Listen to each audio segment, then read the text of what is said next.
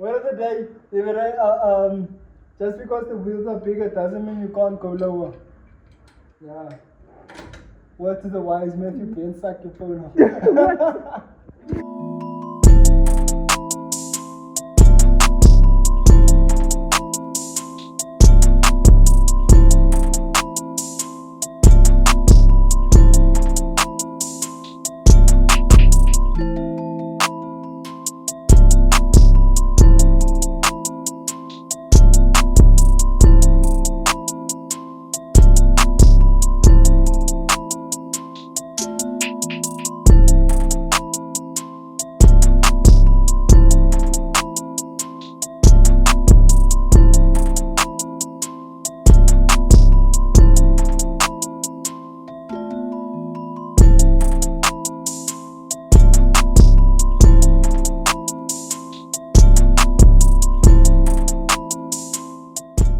Yo, what's up gang? Welcome back to another video of Work in Progress. Your boy Lano signing in once again. As you guys can see, the scenery is a bit different, and you see it also in the clips in front before this. We are in Windhoek. So I'm on my annual trip to Windhoek. For some of the OG subscribers know that I come every once a year. I come towards the end of January. I always come to Windhoek, and yeah, I'm here this time again, and we had quite the interesting few days, to say the least. So here's Penelope, and I'd like to say we had a bit of smooth sailing with the trip itself, but we actually didn't. So around 40 kilometers outside of Okahanya, for my Namibian subscribers, they know what it is. 40 kilometers outside of Okahanya, I felt Penelope drop RPM, come back, lose power, drop RPM, come back, switch off. And it went like that up to Okahanya. Then I stopped the car there. I initially thought that the issue was maybe she was running too hot, but the temperatures were fine. The fan was kicking in and everything. So I thought it was initially that, but it wasn't. Yeah, so at the time I thought that. So then we stopped at a service station, my wife and I, and then we just stopped for like 20 minutes, got back on the road. And 15 Ks outside of Windhoek had the same issue, but this time the throttle was non-responsive at all. Then we stopped, my brother stopped the car again, and then I just drove the car, how can I say this, in intervals. I drove it into Windhoek. So I initially thought it was the radiator that was dirty. Reason being, I had a similar experience with Penelope in the previous year, 2024's January. Yeah, I had a similar experience where the car would cut power when it was getting too hot.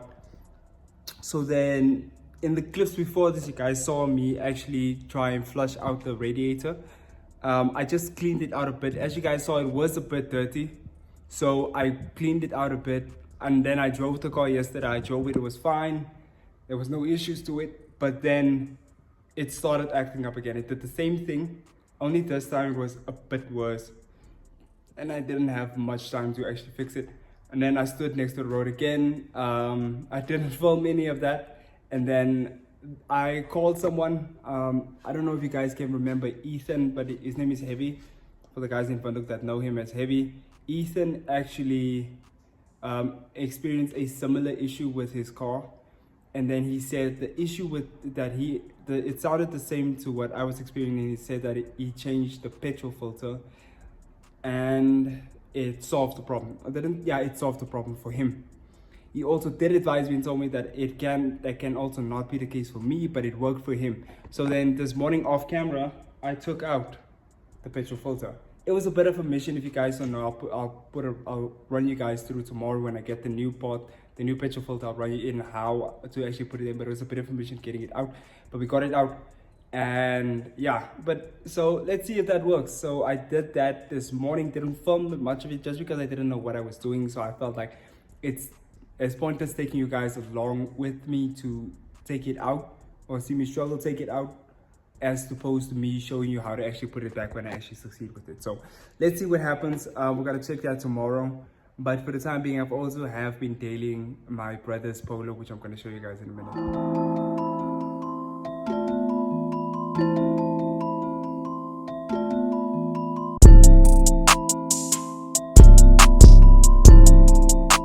yeah, I've been dailing my brother's Polo.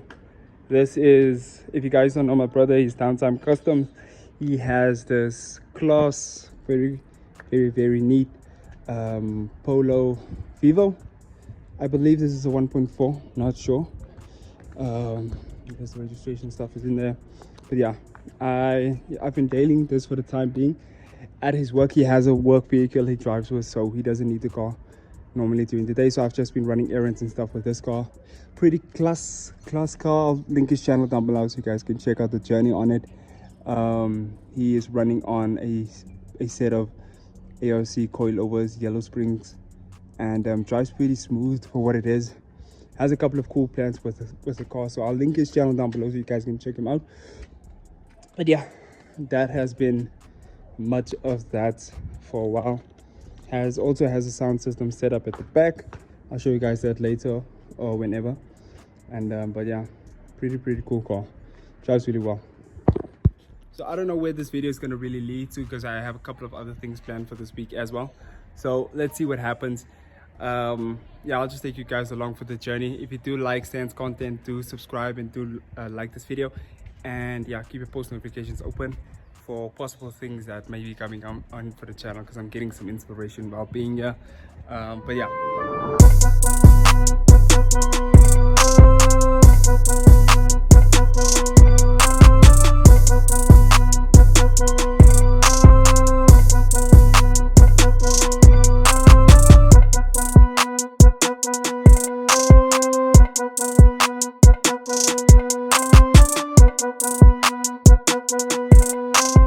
Ladies and gents, it's another day, the day after, and we got the brand new the fuel filter, the petrol filter, whichever one you want to pronounce that. As you guys can see, they are the two next to each other. This is the new one. Really nice. Has these washers that comes with them. Big one goes on top and the small one goes at the bottom, or whichever way. Yeah, so this thing, let me just put this back in there.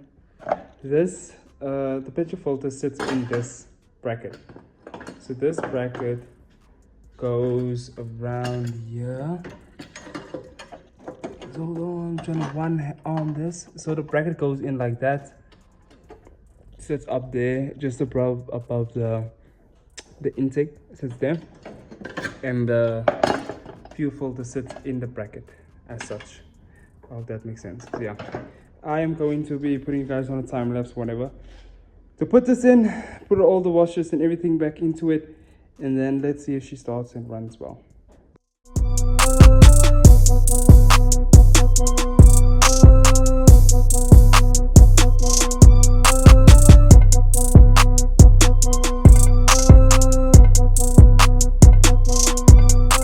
So guys, crazy turn of events.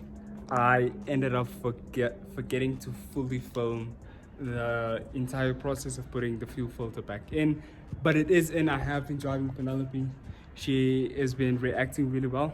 I haven't gotten any issues as of yet, but I will be monitoring it still. I will put in a couple of clips of a run I did for DownTime Customs for Durat. I'll put that probably in the next clips to follow. He swapped out his wheels. If you guys probably want to see that video, you're probably going to see it sometime on his channel. But yeah, he swapped out his wheels, so I was just running the errand for him, just taking the wheels there. Got to meet up with Donato Farmer from Filthy Customs. He is really cool guy. Shout out to him. He actually gifted us a back box, because you guys know mine has been junky.